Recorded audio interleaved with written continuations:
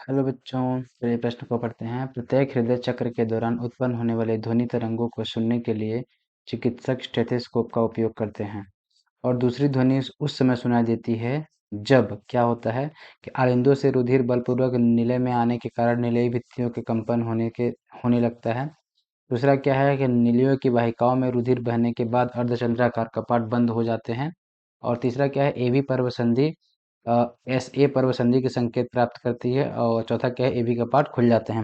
मतलब हमारा प्रश्न क्या पूछ रहा है कि जब हृदय की तरंग ध्वनि तरंग उत्पन्न होती है तो क्या करते हैं कि डॉक्टर उसको सुनते हैं। तो जो दूसरी ध्वनि सुनाई देती है वो कब सुनाई देती है, किस स्थिति में। चलिए देखते हैं प्रश्न की मुख्य अवधारणा क्या हो जाएगी।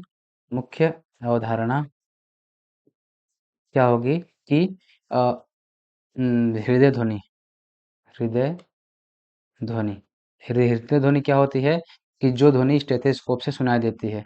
मतलब स्टेथोस्कोप से सुनाई देने वाली ध्वनि सुनाई देने वाली ध्वनि। तो जो ध्वनि होती है वो किस प्रकार से सुनाई देती है, तो दो ध्वनि सुनाई देती है। क्या होता है, लब, और एक क्या होता है, डब। तो जो प्रश्न पूछ रहा है वो पूछ रहा है कि द्वितीय ध्वनि कब सुनाई देती है। तो द्वितीय ध्वनि कब सुनाई देती है, तो द्वितीय ध्वनि कब सुनाई देगी, जब क्या होगा कि नीलियों के क्या होगा कि नीलय से जब क्या होगा, रक्त कहाँ जाएगा, वाहिनियों में, वाहिकाओं में जाएगा। और क्या होगा कि जब नीलय से क्या होगा कि रुधिर वाहिनियों में जाएगा और जाने के बाद क्या होगा, जब उसके अर्धचंद्राकार